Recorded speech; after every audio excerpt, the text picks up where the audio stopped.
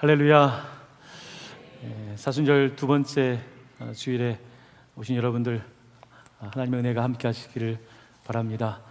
또한 예수님의 십자가의 능력을 또 단단히 붙잡는 사순절 기간 될 수 있기를 예수님의 이름으로 간절히 축원합니다.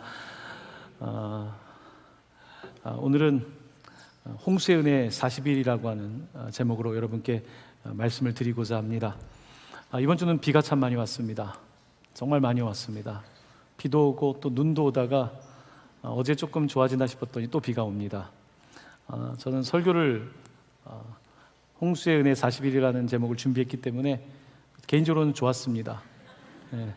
비에 대해서 깊이 생각할 수 있는 시간이었습니다.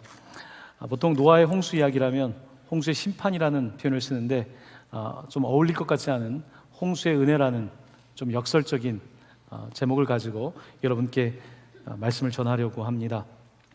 여러분들 계속해서 설교 노트에 좀 익숙해지셨습니까? 오늘도 설교 노트를 좀 보시면서 좀 잘 따라오시면서 기록할 것들은 기록하시면 더 말씀을 놓치지 않고 받으실 수 있을 것 같습니다. 첫 번째 이야기부터 시작하겠습니다. 죄로 말미암아 하나님의 창조 질서가 파괴되다. 과연 어디서부터 잘못된 걸까요? 그 뿌리를 찾다 보니까 원죄라는 말을 쓰는 것입니다.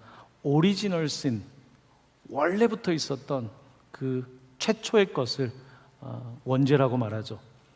과연 언제부터 어떻게 세상에는 이렇게 악이 넘쳐나게 된 것일까?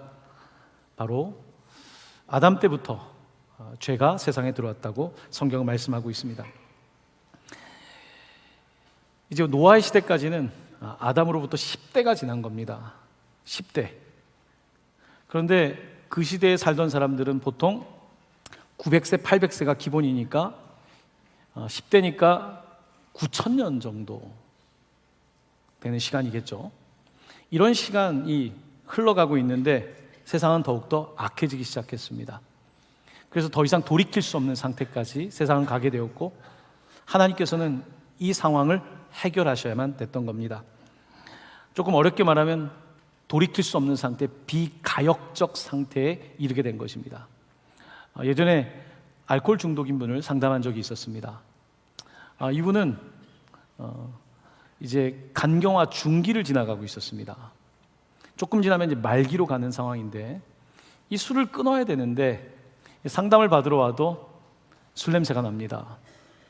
매주 그렇습니다. 이번 간이라고 하는 것이 비가역적 신체 기관이거든요. 한번 망가지면 회복되지 않는 것이 간입니다. 간을 회복하는 방법은 간 이식밖에 없습니다. 돌이킬 수 없는 상태에 가고 있는데도 술을 마시는 거죠. 바로 이것이 어쩌면 사람의 모습일 것입니다. 죄를 지었으면 죄를 멈추면 되는데 멈출 수가 없는 거죠. 우리가 사는 세상이 어떻습니까? 때론 누가 좀 멈춰줬으면 좋겠는데 멈추지 못하는 거죠. 정치 문제, 교육 문제, 의료 문제, 모든 것들이 쉽지가 않습니다. 죄가 쌓인 거죠. 지금 생태 문제도 그동안 많은 환경 문제가 쌓인 거죠. 그렇기 때문에 오늘 여기까지 온 것입니다. 하나님이 보실 때의 세상은 너무나 많이 달라져 있었습니다. 처음 창조하셨을 때 보시기에 좋았던 세상이 아니라 이제는 하나님 입장에서는 참기 어려운, 토할 것과 같은 그런 세상이 되고 만 것입니다. 하나님께서는 이런 세상을 보시면서 창세기 6장 3절에서 이렇게 말씀하십니다. 나의 영이 영원히 사람과 함께하지 아니하리니 이는 그들이 육신이 됨이라. 하나님이 많이 실망하셨습니다. 그냥 육신으로 내버려 두겠다는 것입니다. 하나님의 영이 사람과 함께하지 않는 이런 플래시, 그냥 하나님의 영이 없는 상태가 되었다고 성경은 말씀하고 있습니다. 하나님은 이와 같은 세상을 보면서 말은 그렇게 하시지만 정말 그러시겠습니까? 여러분도 화가 나면 자녀한테 나가라고도 하고 별얘기 다 할 수 있지만 진심은 그렇지 않죠. 하나님의 마음은 어떠셨을까요? 창세기 6장 5에서 6절은 이렇게 기록하고 있습니다.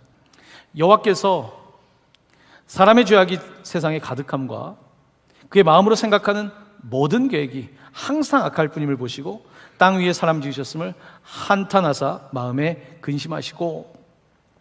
5절을 보면요, 사람이 생각하는 모든 계획이 항상 악하답니다. 좀 극단적 표현 아닙니까?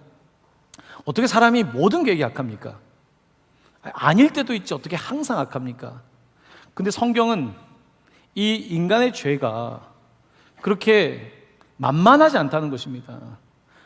모든 계획이 악하고 항상 그렇다고 말하면서 인간이 가지고 있는 죄라고 하는 것은 이제 우리를 완전히 사로잡았다는 것을 강조하고 있는 것입니다. 그렇습니다. 우리의 죄의 문제가 그렇게 단순하지 않습니다. 더욱더 심각해지는 것이 사실인 겁니다. 이 세상의 죄와 악을 보면서 6절에 보면 하나님은 이런 마음을 갖습니다. 한탄하셨다라고 되어 있습니다. 한탄이라고 하는 원어를 보면 극심한 괴로움, 극심하게 쇠약되는 그와 같은 상태를 한탄이라고 표현하고 있습니다.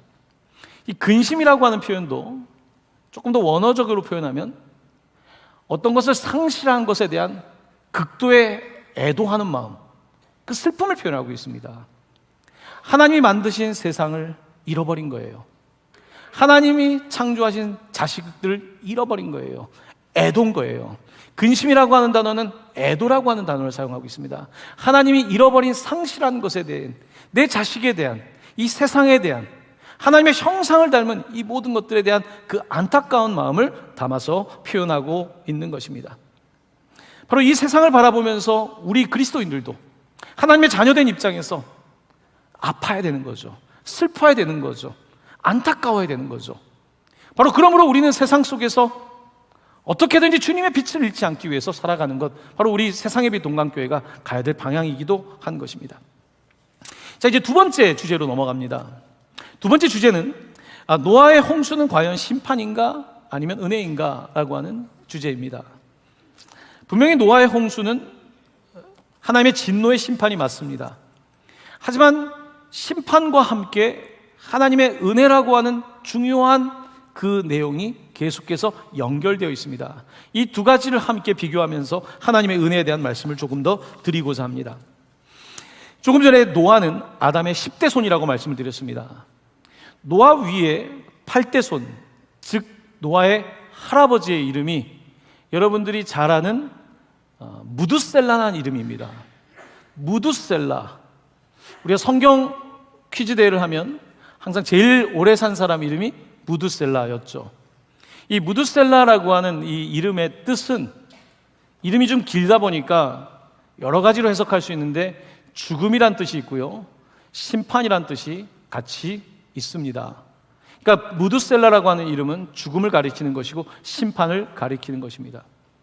이 무두셀라가 187세에 라멕을 낳았고, 라멕이 182세에 노아를 낳았습니다. 그리고 노아의 홍수가 바로 노아가 600세 될 때 시작합니다. 그러니까 이것을 계산해 보면 무두셀라가 죽던 해에 바로 노아의 홍수가 시작된 것입니다. 가장 오래 산 무두셀라 969년은 어떤 의미일까? 하나님의 인내를 말하는 것입니다. 하나님께서 참으신다는 것입니다. 사망, 심판, 그와 같은 이름이 있는데 하나님께서는 그것을 참고 계시는 것입니다. 지난 10대 동안 노아로부터 아담부터 노아까지 그 긴 세월을 하나님은 참고 계시고, 특별히 이전에 심판이 있다는 것을 말씀하셨지만 사람들은 듣지 않습니다. 남의 일처럼 들었던 것입니다. 이제 하나님께서는 그 인내 시간을 지나서 심판해야 될 때가 오게 된 것입니다. 여러분, 잘못된 것이 있을 때 그대로 두는 것이 옳은 것은 아니겠죠. 세상이 잘못됐는데 그대로 방치하는 것을 우리는 사랑이라고 말하지 않겠죠. 하나님의 사랑은 공의를 포함하고 있고 잘못된 것에 대해서 심판하시는 것도 그의 사랑 안에 포함되어 있는 것입니다. 하나님께서는 이제 세상을 심판하기로 결정하신 것입니다. 암세포가 있으면 그것을 다른 주변에 문제가 생기더라도 죽일 수밖에 없는 거죠. 하나님이 창조하신 동물들이 무슨 문제가 있겠습니까? 식물들이 무슨 문제가 있겠습니까? 하지만 하나님께서는 이 인간의 죄의 문제를 해결하기 위해서 결국은 노아의 홍수라고 하는 방법을 선택하셨던 것입니다. 죽이는 것이 살리는 것이니까요. 죽이지 않고 살 수는 없기 때문에 하나님께서는 그 선택을 하신 것입니다. 자, 하나님께서는 이렇게 진노의 심판을 하기로 결정을 하셨는데 하나님의 결정 가운데 어려움을 주는 한 사람이 있었습니다. 창세기 6장 9절입니다. 노아는 의인이요 당대의 완전한 자라. 그는 하나님과 동행하였으며. 노아라고 하는 사람이 하나님의 눈에 보였던 것입니다. 사람들이 악하다고 해서 노아까지 어떻게 할 수는 없으셨던 것입니다. 그래서 하나님께서는 노아에게 말씀하시는 거죠. 노아의 방주를 지으라고. 120년 동안 노아의 방주를 짓는 엄청난 프로젝트가 진행되게 된 것입니다. 이 노아의 방주는 노아의 가족만을 살리기 위한 것이 아니라 하나님이 창조하신 그 동물들과 어떤 기본적인 씨앗들을 준비해야 되는 바로 그와 같은 방주였습니다. 그래서 그 크기가 상당히 컸습니다. 창세기 6장 15절은 이렇게 말합니다. 그 길이는 300규빗, 너비는 50규빗, 높이는 30규빗 이렇게 되어 있습니다. 규빗이라고 하는 말은 여러분 손끝에서 여기까지입니다. 한 50cm 정도 봅니다. 그러니까 이것을 다 합하면 축구장 한 배 반 정도 되는 상당히 큰 사이즈가 되는 거죠. 그 정도 규모의 방주를 하나님께서 지으라고 하신 것입니다. 하나님께서는 심판 중에도 은혜를 잊지 않았던 것입니다. 하나님의 심판 중에도 근본의 마음에서는 어떻게 하면 사람들을 살릴까, 세상을 살릴까라고 하는 마음을 가지고 계셨던 것입니다. 그래서 동시에 두 가지 프로젝트가 진행될 수밖에 없었던 것입니다. 창세기 6장 8절, 9절 말씀은 바로 하나님의 은혜를 볼 수 있는 아주 중요한 대목의 말씀이 기록되어 있습니다. 한번 말씀을 같이 봉독하도록 하겠습니다. 그러나 노아는 여호와께 은혜를 입었더라. 노아는 의인이요 당대의 완전한 자라. 그는 하나님과 동행하였으며. 이 말씀은 창세기에서 아주 중요한 말씀 중에 하나입니다. 여러분 먼저 8절을 보시면 그러나 노아는 여호와께 은혜를 입었다라고 기록하고 있습니다. 성경에서 은혜라고 하는 단어가 처음 등장하고 있습니다. 여러분 은혜란 이름을 좋아하시죠? 바로 은혜란 단어가 처음 등장하고 있는 것은 노아의 이야기입니다. 그러나 노아는 은혜를 입었더라. 그 다음 구절을 보면요, 노아는 의인이요 당대의 완전한 자라 라는 말씀이 있습니다. 여러분 이 말씀의 순서는 굉장히 중요합니다. 노아가 의인이기 때문에 하나님께서 은혜를 베푼 것이 아니라 노아가 하나님께 은혜를 입었고 그가 의인이고 완전한 자라고 표현하고 있습니다. 바로 복음의 내용이 창세기 6장에 기록되어 있는 것입니다. 여러분 노아가 의인이다, 당대의 완전한 자라고 했는데 그에겐 죄가 정말로 없었을까요? 그는 죄가 없기 때문에 노아의 방주에 올라탈 수 있었던 것일까요? 정말 그는 완전했을까요? 어떻게 생각하십니까? 아담의 후손인데 그는, 오늘 본문은 무슨 뜻일까요? 여러분 오늘 본문은 여러분의 자식을 볼 때를 생각해 보면 될 것 같습니다. 여러분의 자녀가 완전하지 않잖아요. 하지만 나한테 그렇게 보이는 거잖아요.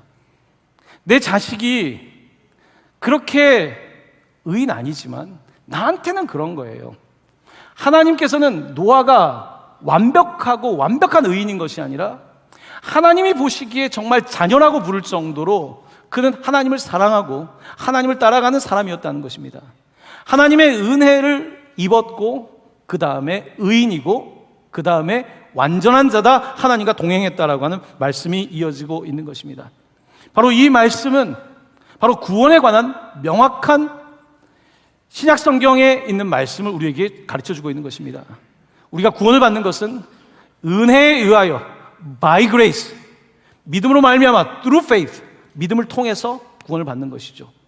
자, 오늘 노아의 이야기는 먼저 은혜가 선행하고 있습니다.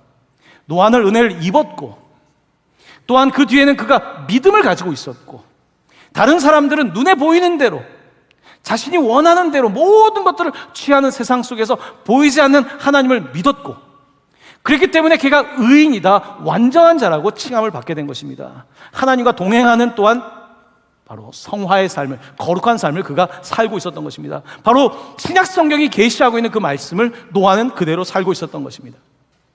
바로 그런 의미가 히브리서에는 이렇게 담겨 있습니다. 히브리서 11장 7절입니다.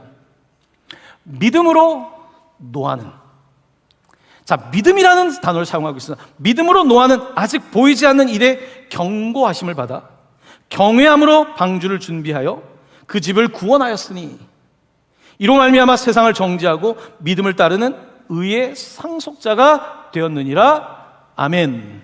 아멘. 노아가 먼저 방주를 지었기 때문이 아닙니다. 노아가 먼저 자기 재산을 다 털어서 방주를 짓는 사람이었기 때문이 아니라 먼저 하나님께서 그에게 은혜를 주셨고 노아는 믿음으로 그것을 받아들였고 그래서 자기가 갖고 있는 모든 사재를 다 털어서 그 큰 방주를 지었고 나만 구원받는 것이 아니라 가족들과 하나님이 창조하신 가장 기본이 되는 숫자를 구원할 수 있었던 것입니다. 바로 구원은 하나님의 은혜에 의한 것이고 믿음으로 말미암는 것을 성경 우리에게 분명하게 계시하고 있는 것입니다.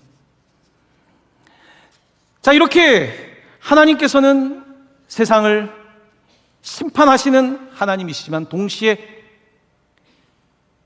하나님께서는 노하기를 더디하시고 자비하신 하나님이시기 때문에 은혜를 멈추지 않는 그것이 하나님의 본성인 것입니다.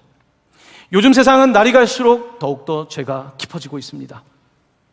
이제는 불가항력적인 것들이 많아지고 있습니다. 환경 문제는 이제 불가역적인 거죠. 돌이킬 수 없는 문제라고 하잖아요. 환경 문제가 지구의 온도가 올라가면 이거는 돌이킬 수 없는 문제로 가는 거예요. 간경화 중기에서 말기로 넘어가는 것처럼 그 시기로 넘어가고 있는 거예요. 하지만 사람들은 나는 살다가 괜찮겠지라고 생각하는 거예요. 그 다음을 생각하지 않는 거죠. 우리가 이와 같은 세상을 살아가고 있는 것입니다. 악이 더해가겠죠. 얼마나 악이 더 많이 쌓여 있겠습니까? 지금은 이렇게까지 세상이 되어가는가 할 정도로 참 우리가 안타까운 세상을 살고 있습니다. 창세기 6장 11절은 그 당시의 세상의 모습을 이렇게 표현하고 있습니다. 그때 온 땅이 하나님 앞에 부패하여 포악함이 땅에 가득한지라. 땅이 부패했을 뿐만 아니라 포악함, 이것은 폭력입니다. 여러분, 이 포악함이란 단어가 바로 하마스란 단어입니다. 이스라엘과 하마스의 전쟁이 있지 않습니까? 팔레스타인이 다 동의하는 게 아닙니다. 하마스는 폭력이란 뜻입니다. 폭력이 이념이고 폭력이 그들의 실천인 거죠.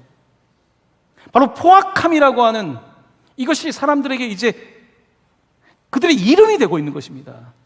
하나님이 주신 이름을 잃어버리고 우리가 하마스, 테러리스트 같은 사람들이 생겨나기 시작하고 곳곳에 극단적인 테러리스트들이 생겨나고 있는 이와 같은 시대를 살고 있는 것입니다. 죄가 더해가고 있다는 말씀입니다. 하지만 우리는 무감각하죠. 노아의 시대처럼 그냥 세상은 원래 그런 거야, 상황이 그런 거야, 어떻게 되겠지라고 생각하고 있다는 것입니다. 하지만 노아는 달랐습니다. 그 시대 가운데 방주를 짓고 하나님의 은혜를 받아서 믿음으로 살고 있던 사람이었던 것입니다. 노아가 하나님께 은혜를 입었다라고 하는 표현을 조금 더 원어적인 의미로, 영어 킹 제임스 버전이 가장 원어에 가까운 번역이어서 말씀을 드립니다. But Noah found the grace in the eyes of the Lord. 노아는 주님의 눈에서 은혜를 발견했다고 사용하고 있습니다. 오늘 우리 번역 가운데 은혜를 입었다라고 되어 있는데 여기서 빠져있는 단어가 in the eyes of the Lord라고 하는 표현입니다. 주님의 눈에서. 노아는 주님의 눈에서 은혜를 입은 것입니다. 조금 전에 말씀드렸던 것처럼 하나님이 세상을 보면 분노하시다가도 노아를 보면 아빠 미소가 되는 거죠. 노아를 볼 때에 이런 세상에서 저런 사람이, 이런 세상에서 저렇게 우직하게 방주를 만드는 사람, 바로 주님의 눈에서 노아를 하나님은 특별하게 보신 것입니다. 바로 그가 구원의 통로가 된 것이죠. 사람들은 중심을 보지 않기 때문에, 사람의 겉만 보기 때문에 제대로 평가를 못합니다. 하지만 심판관이신 하나님의 눈은 다 준다고 해도 노아랑 바꾸지 않습니다. 노아가 진짜 아들인 겁니다. 하나님은 그를 선택하신 것입니다. 저도 스포츠 경기 중계를 이렇게 보는 종목들이 있는데 올림픽 때 가끔 다이빙 경기를 보다가 제가 좀 의아할 때가 있습니다. 이 다이빙 경기를 보면 누가 잘했는지 모르겠는 거예요. 너무 순식간에 들어가니까. 나중에 알게 된 게 있어요. 물이 많이 튀기면 못한 거더라고요. 네, 물이 안 튀긴 사람이 잘한 거예요. 그러니까 아마 이렇게 반듯하게 들어가야지 물이 덜 튀기겠죠. 근데 보니까 또 물이 비슷하게 튀겼는데 또 누가 잘했는지는 지금까지도 모르겠어요. 혹시 아시면 좀 가르쳐 주세요. 하나님이 보실 때는 그런 겁니다. 우리가 볼 때는 비슷한데요, 하나님이 볼 때는 너무 다른 거예요. 우리가 볼 때는 저 선수와 저 선수가 비슷하지만 진짜 선수가 보면 다른 것과 같은 거예요. 하나님은 노아를 다르게 보셨어요. 바로 주님의 눈에서는 노아는 특별한 사람이었던 것입니다. 바로 그가 돈이 많아서도 아니고 방주를 지어서도 아니고 은혜를 알고 있었다는 거예요. 이 모든 것이 은혜라는 것을 알고 있었던 거예요. 바로 은혜 중심으로 사는 믿음이 있었던 거예요. 바로 그렇기 때문에 하나님께서는 노아를 구원하신 것입니다. 오늘 여기에 계신 분들이 내가 다른 사람보다 더 착하게 살았다, 내가 다른 사람보다 더 물질을 들였다, 내가 조금 더 열심히 공부했다, 이런 것들로 구원을 받는 것이 아니라 하나님이 보시는 눈에는 하나님의 은혜를 받아들이고 있는가, 바로 이것이 핵심적인 질문인 것입니다. 바로 노아는 그 하나님의 은혜를 받았고 그 은혜를 따라서 구원의 방주를 만들었고 구원의 방주에 올라탔던 것입니다. 자, 벌써 이제 네 번째로 넘어갑니다. 네 번째, 노아의 홍수는 새 창조, 뉴 크리에이션의 은혜이다. 오늘 설교에서 아주 중요한 포인트가 되는 부분입니다. 오늘 읽었던 창세기 7장 1절 말씀입니다. 우리 같이 화면을 보면서 다시 말씀을 봉독하겠습니다. 여호와께서 노아에게 이르시되 너와 내 온 집은 방주로 들어가라. 이 세대에서 내가 내 앞에 의로움을 내가 보았음이니라. 아멘. 자, 이렇게 노아의 방주에 이제 몇 사람이 탔을까요? 8명이 탑니다. 노아와 아내, 그 다음에 아들 3명과 며느리까지 8명이 타게 됩니다. 그리고 오늘 본문을 읽어보면 정결한 동물과 새 7쌍을 타게 하죠. 부정한 동물 2쌍을 타게 만들었다고 성경은 기록하고 있습니다. 자, 여기서 우리는 7이라고 하는 숫자에 대한 의미를 생각해 볼 필요가 있습니다. 7은 하나님의 완전한 숫자입니다. 하나님께서 7일 동안 세상을 창조하셨고 오늘 7쌍을 각 종류별로 노아의 방주에 타게 만들고 있습니다. 하나님의 의도는 세상을 멸망시키는 것이 아닙니다. 하나님의 의도는 다시 뉴 크리에이션, 새 창조를 하는 것입니다. 그래서 동물들 7쌍을 태운 것입니다. 자, 그런데 사람은 왜 8이 타고 있을까요? 여기에 대한 흥미로운 숫자를 생각해 보아야 합니다. 바로 7일째, 하나님의 창조가 끝나고 안식일 그 다음이 8이 되는 거죠. 새 창조를 뜻하는 것입니다. 이 8이라고 하는 숫자는 우리 기독교인에게 특별하죠. 바로 안식일이 끝난 안식 후 첫날, 우리 주 예수 그리스도 부활하신 바로 8번째 날, 바로 그 새 창조, 뉴 크리에이션을 뜻하는 것이 바로 넘버 8입니다. 이 8명이 이제 7 종류의 동물들과 7 카인드, 종류대로 함께 타게 되는데요. 여러분, 제가 가스펠 프로젝트를 할 때 2020년도에 이 한자가 흥미로운 것을 좀 설명을 드렸었는데, 배선자를 한번 보시면요, 배선자는 배주자에다가 8을 뜻하는 팔자에다가 입구자가 있습니다. 그러니까 배에 8명의 입이 있었던 거죠. 흥미로운 글자입니다. 이 배선자를 보면서 많은 사람들은 그런 이야기를 하죠. 여러분, 세상에 많은 오래된 이야기에는요, 다 홍수 사건이 있습니다. 대홍수 사건은 모든 문화권에서 발견되는 보편적 이야기입니다. 사람들은 들었던 거예요. 과거부터 들었던 거예요. 대홍수가 있었다. 이 배선자에는 바로 8명이 타고 있는 것을 우리에게 사실은 상당히 흥미롭게 보여주고 있는 것입니다. 이 8명이 함께 타고 있는데 그들은 어떤 사람들인가?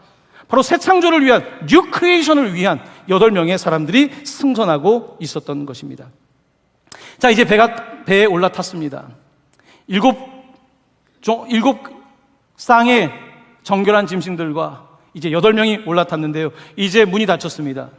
비가 내리기 시작하는데 40일 동안 비가 내립니다. 아마 미친 듯이 비가 내렸을 것입니다.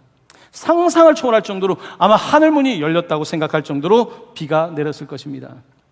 이 기간 동안에 해와 달과 별은 볼 수가 없었습니다. 해와 달과 별은 하나님께서 넷째 날 창조하신 것들입니다. 점점 물이 차오르기 시작합니다. 다섯 번째 날 창조하셨던 새들이 보이지가 않습니다. 여섯 번째 날 창조하셨던 땅에 있는 모든 동물들도 다 사라졌습니다. 사람들은 죽지 않기 위해서 높은 곳에 올라갔지만 이제 물이 다 가득 찼습니다. 하나님이 창조하신 모든 세계가 다 잠겼습니다. 저는 오늘 말씀을 읽으면서 마치 창세기의 두 번째 창조의 날로 돌아가는 그와 같은 느낌을 받았습니다. 하나님은 두 번째 날에 궁창을 만드셨습니다. 궁창을 만드실 때에는 바로 이 알치 모양의 이와 같은 공간, 스페이스를 만드셨고 그 위에 물을 만드셨고 그 아래에도 물을 주셨습니다. 그래서 지금 비가 많이 내리고 있는 것은 우리 위에 물이 있기 때문에 그런 거죠. 이 물 위에 물과 물 아래에 물이 있는 것이죠. 바로 이 물들, 모든 세상의 공간들이 다 사라지고 오직 물만 남아 있습니다. 새 창조를 위한 하나님의 놀라운 일이 벌어지고 있는 것입니다. 이곳에 방주 하나가 떠 있습니다. 그 방주는 하나님의 구원의 상징입니다. 이 방주를 히브리어로는요 테바라고 부릅니다. 이 테바라고 하는 말은 방주란 뜻도 있지만 상자라고 하는 뜻도 있습니다. 그래서 모세가 탔던 갈대 상자도 바로 테바라고 부르는 것이고 노아의 방주도 테바라고 부르는 것입니다. 하나님께서는 이 위태위태한 세상 속에서 계속해서 이 작은 상자를, 이 방주를 통해서 구원하시는 것을 보여주고 있는 것입니다. 바로 그 스토리가 이어집니다. 바로 신약시대에 오면 놀라운, 마치 방주를 타고 있는 것 같은 한 사람이 등장하게 됩니다. 누가복음 2장 12절 말씀입니다. 같이 말씀을 봉독합니다. 너희가 가서 강보에 쌓여 구유에 뉘어 있는 아기를 보리니 이것이 너희에게 표적이니라. 아멘. 바로 구유입니다. 이 구유에 바로 아기가 있습니다. 이 위태위태한 것 같지만 주님께서는 그 공간을 만드셨고 바로 놀라운 구원자이신 예수 그리스도께서 이 땅 가운데 오신 것입니다. 성경의 순서로는 예수님이 뒤에 있지만 하나님의 시간으로 보면 예수님이 먼저 계셨고 노아가 있고 모세가 있는 것입니다. 바로 그 놀라운 구원의 사건이 우리의 눈에 표적으로서 나타났고 예수님은 강보에 쌓이시고 구유에 누워 계신 분으로 이 땅 가운데 오신 것입니다. 하나님의 진노가 그런데 이제 40일 동안 이곳을 다 덮었습니다. 오늘 이 이야기는 우리에게 놀라운 사실 하나를 말해줍니다. 예수님께서 구유에 누워 계셨지만 그의 성장 과정에서 결국 그는 구유 바깥으로 나가게 됩니다. 그는 어디까지 가실까요? 그는 십자가 골고다까지 가십니다. 오늘 노아의 홍수 이야기는 예수님이 어디 계셨는가에 대한 질문을 던지게 합니다. 예수님은 노아의 홍수 시대 어디에 계셨을까? 바로 주님께서는 노아의 방주 바깥에 계셨던 것입니다. 주님께서 노아의 방주 바깥에서 우리가 죽어야 되는 곳에 주님이 계셨던 것입니다. 바로 이것이 복음입니다. 복음은 예수님이 방주 안에 계신 것이 아닙니다. 그가 방주 바깥으로 오셨다는 것입니다. 구유에 누이셨던 아기가 아니라 그가 십자가에, 성문 밖으로 나가셔서 그가 십자가에 달려 돌아가신 것입니다. 바로 놀라운 복음의 사건을 오늘 노아의 방주 이야기는 우리에게 다시 들려주고 있는 것입니다. 바로 우리가 배 위에 올라탈 수 있도록, 뉴 크리에이션, 우리가 다시 시작할 수 있도록, 8이라고 하는 숫자처럼 우리가 다시 시작할 수 있도록, 죽어야 되는 내가 다시 살도록 하기 위해서 예수 그리스도께서 바로 그 방주 바깥에 계셨던 것입니다. 그가 하나님의 모든 진노를 담당하신 것입니다. 우리가 죽어야 될 마땅한 그 자리에 주님이 죽으신 것입니다. 사도 바울은 고린도후서 5장 21절에서 이와 같은 사실에 대하여 이렇게 증언하고 있습니다. 하나님이 죄를 알지도 못하신 이를 우리를 대신하여 죄로 삼으신 것은, He became sin for us, 그가 우리를 위하여 죄가 되신 것은 우리로 하여금 그 안에서 하나님의 의가 되게 하려 하십니다. 우리가 의가 되게 하기 위해서 어린 양이 바로 십자가에 달려 돌아가심으로 말미암아 우리가 구원을 얻게 된 것입니다. 우리는 노아의 홍수 사건을 이야기하면 이렇게 묻습니다. 하나님은 자비가 없고 무자비하고 사람들을 심판한다고요. 여러분, 하나님이 심판하지 않는 것이 더 이상하지 않습니까? 저는 사람들이 하는 말을 잘 이해를 못합니다. 왜 하나님이 심판하시냐고요. 하나님이 심판하지 않는 게 이상하죠. 당연히 하나님이 심판하셔야죠. 공의 하나님이 심판하지 않는 것이 맞습니까? 정당하지 않습니다. 근데 하나님은 사랑이시기 때문에 그 심판을 우리에게 하시기도 하지만 하나님의 근본은 하나님 자신에게 심판을 하고 있는 것입니다. 하나님이 자신을 심판하고 있는 바로 십자가의 사건이 복음의 핵심인 것입니다. 너무 믿을 수 없는 이야기죠. 믿을 수 없는 스토리가 사실은 성경에 많이 있습니다. 바로 이 놀라운 구원의 사건이 노아의 홍수 사건이기에 이것은 심판의 이야기이기도 하지만 홍수의 은혜의 사건인 것입니다. 나를 대신하여 예수 그리스도께서 그 홍수 가운데 쓸려 가시는 것입니다. 홍수에 대한 이야기는 많은 사람들에게 흥미를 유발하죠. 홍수라고 하는 한자를 2020년도에도 또 말씀드렸었는데요. 한번 보시면요. 홍수라고 하는 말은 넓을 홍자에 물숫자가 있습니다. 이 넓을 홍자를 보면요. 물숫자가 있고 그 안을 조금 더 들여다보면요. 여기에 또 여덟이 있습니다. 그리고 한일자가 있습니다. 여덟 위에 한일자가 있습니다. 한일자는 이제 대지, 이 지면을 뜻하죠. 거기에 밭들 공자가 있습니다. 마치 손을 잡고 있는 것처럼 함께하는 이 밭들 공자가 있는 바로 홍수. 이 넓은 이 바닷가, 바다 위에 8명의 사람들이 손을 모으고 있다는 것입니다. 바로 이 위대한 일이, 이 위대한 홍수 사건이 일어난 것은 하나님이 우리를 사랑하시기 때문에, 하나님 자신의 본성을 어떻게 할 수 없기 때문에 하나님은 공의로서 심판하셔야 되며 동시에 우리를 구원하셔야 되는 사랑의 하나님이시기에 이 일을 하셨고, 이 모든 책임을 지신 분은 바로 하나님 자신이며 예수 그리스도의 십자가는 바로 노아의 홍수 사건에도 이미 우리 가운데 계시되어 있던 것입니다.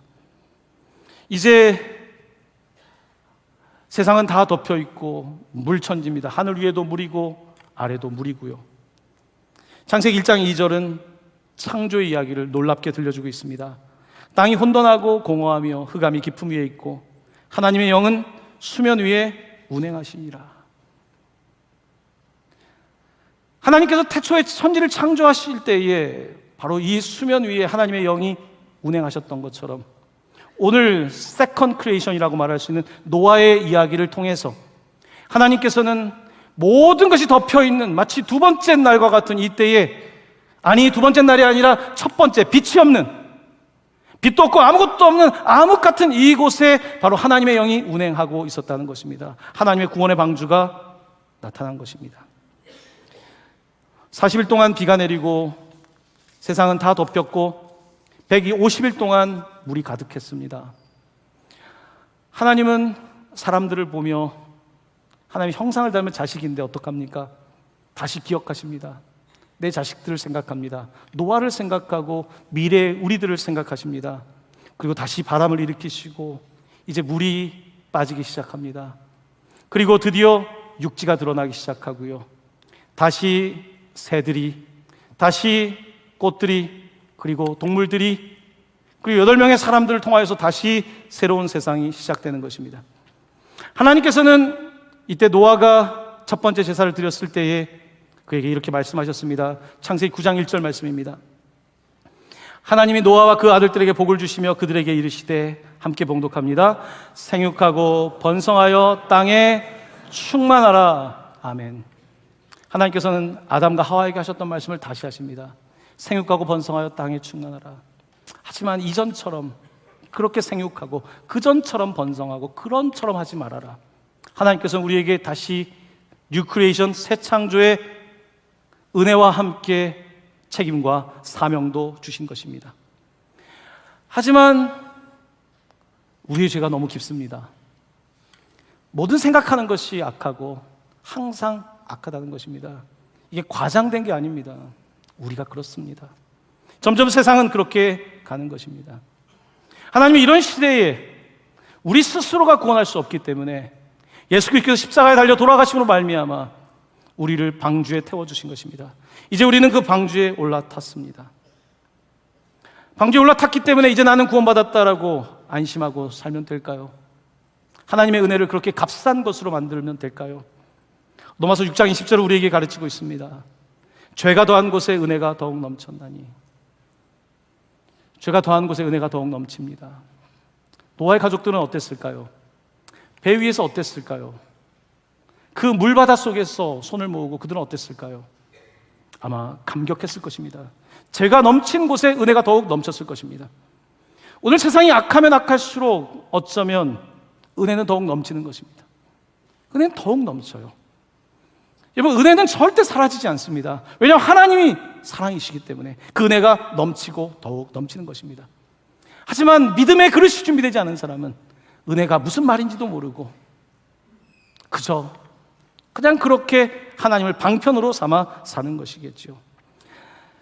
설교를 거의 다 썼는데 갑자기 제 머릿속을 뒤에서 때리는 것 같은 말씀 한 구절이 생각났습니다. 오늘 노아의 홍수 사건을 다시 해석하게 하는 말씀이었습니다. 하박국 2장 14절입니다. 같이 말씀을 봉독합니다. 이는 물이 바다를 덮음같이 여호와의 영광을 인정하는 것이 세상에 가득함이니라. 아멘. 물이 바다를 덮는다는 이 표현, 바로 그 물이 바다를 덮음같이 하나님의 그 임재가 가득합니다. 어떤 사람들은 심판이라고 말하지만 하나님에게는 이것은 눈물이고, 하나님에게는 이것은 아들을 보내는 것이고, 하나님에게는 이것은 우리를 구원하시는 새 창조의 역사인 것입니다. 바로 물이 바다를 덮음같이 하나님의 영광이 우리를 덮어주고 있는 것입니다. 이사야 1장 18절 말씀입니다. 너희의 죄가 주홍 같을지라도 눈과 같이 휘어질 것이요 진홍같이 붉을지라도 양털같이 희게 되리라. 덮을 수 없는 것을, 덮을 수 없는 바다를 덮는 물처럼 도무지 덮을 수 없는 진홍같이 붉고 주홍같이 붉은 우리의 죄를 덮어주시는 하나님의 놀라운 은혜인 것입니다. 사랑하는 성도 여러분, 세상에는 물이 많은 것까지는 물이 많지 않습니다. 제가 이번 주에 153 학교 아이들에게 5일 동안 설교를, 창조에 대한 설교를 하면서 보니까 세상의 96.5%는 바닷물입니다. 오직 3.5%만 그냥 프레시 워터입니다. 그 중에 사람들이 접근할 수 있는 물은 0.5%입니다. 0.5%. 이제 빙하가 녹기 시작하면 물이 더 사라지겠죠. 더 날씨가 사막화되면 더 물이 없겠죠. 홍수가 범람하면 마실 물이 많은 것 같지만 마실 물이 없어지겠죠. 지금 현재도 20억 정도의 인구가 물 부족을 겪고 있는데, 오늘 우리 시대는 어쩌면 비가 오는 이 주간에 너무나 당연하게 생각하는 세상이지만, 노아는 그 당연한 세상 속에서 당연하게 보이는 것들을 바라본 것이 아니라 하나님의 은혜를 늘 사모하고 믿음으로 그릇을 준비하여 살았던 사람입니다. 바로 그 방주를 준비하고 그는 믿음의 항해를 할 수 있었던 것입니다. 사랑하는 성도 여러분, 사순절 40일을 지나가고 있습니다. 사순절을 저희들이 벌써 몇 번이나 지났겠습니까? 이번 사순절에는 조금 더 은혜가 무엇인지 주님께 더 나아가지 않으시겠습니까? 이번 사순절에는 그냥 당연하다고 여기지 말고 주님 앞에 더 나아가 은혜 아래에 무릎 꿇지 않겠습니까? 세상을 보면서 그냥 그렇다고 하지 마시고 기도 한마디라도 하지 않겠습니까? 의료 분쟁이 있는 곳을 바라보며 한 번 더 기도하지 않겠습니까? 무너져 가고 있는 교육 현장을 바라보며 눈물로 기도하지 않으시겠습니까? 아이들의 웃음소리가 사라지는 세상에서 기도하지 않으시겠습니까? 우리의 이웃들을 위하여 기도하지 않으시겠습니까? 인구의 3분의 1이 떠나 있는 네팔 땅을 위하여 기도하지 않으시겠습니까? 하나님의 마음으로 함께하지 않겠습니까? 바로 이것이 사순절인 것입니다. 그리스도인이 된다는 것은 방주에 올라타는 것으로 끝나는 것이 아니라 방주를 박차고 나갈 수 있는, 세상으로 나아갈 수 있는 바로 이것이 그리스도인의 소명인 것입니다. 사랑하는 성도 여러분, 여러분에게 이번 사순절은 뜻깊은 홍수의 심판을 넘어 홍수의 은혜의 40일이 될 수 있기를 예수님의 이름으로 간절히 축원합니다. 아멘.